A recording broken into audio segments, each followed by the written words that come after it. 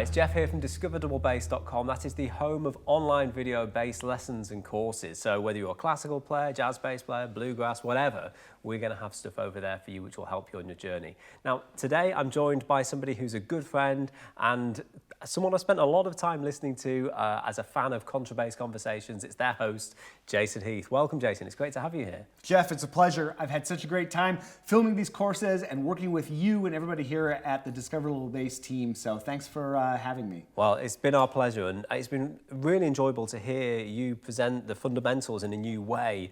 And one of the things that we were discussing and has come up in the course and comes up many times for students is shifting, because of course if you're in one position, you've got a good handshake, there's no problems until you start to shift. And maybe you could speak a little bit about shifting, any little tips that you have to help people move around the instrument more comfortably.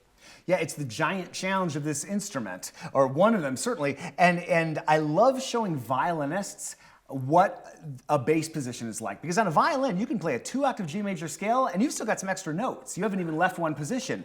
For us, this is a whole step. Yeah. That's like bigger than 2 octaves on a violin. Yeah. So for us to play a 2-octave scale requires all 4 strings and several feet.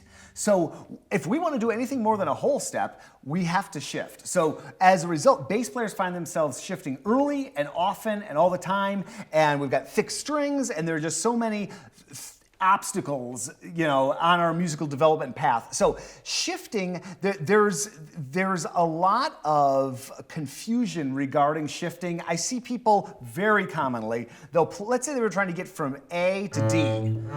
I see a lot of this.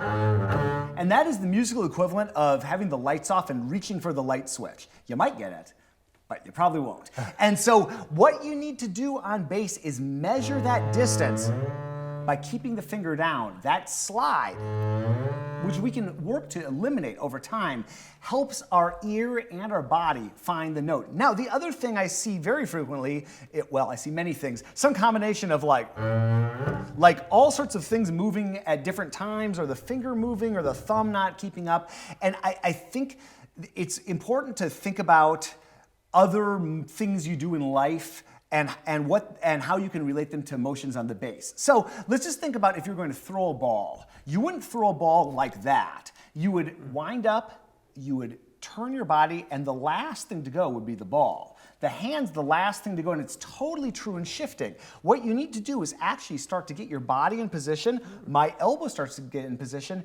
and my hand follows. So whether I'm standing or sitting, I am already at the neck block. My hand just isn't. I'm already in first position. My hand just isn't. So your body shows your hand whether it's here, whether it's here. The body moves first. And if you watch a great bassist or cellist or even a violinist on a large shift, you'll see that motion.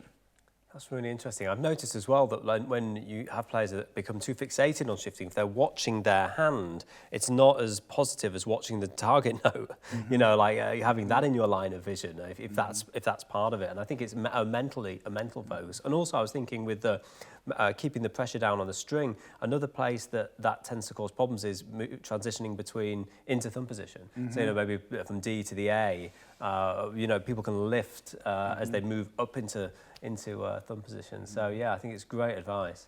Yeah, I don't think you necessarily have to keep, and there's so much controversy regarding anything, bass technique or string technique, and I've chatted a lot with other string players, not just bassists, about the shifting concept. I don't necessarily think you have to keep your full weight engaged in the shift, but I do think that maintaining a connection with the string and also keeping the string on the fingerboard really helps. I'm not necessarily, here I am on the A, there might be a little bit, in fact there is a little bit of release of the close to get here. So it's almost like there's an arc like this with the weight, but I'm never losing contact with the string. I'm never actually really you're letting slightly releasing the weight, but you're not to the point where the string leaves the fingerboard. Exactly. And it's almost like there's a magnet between my thumb and my finger.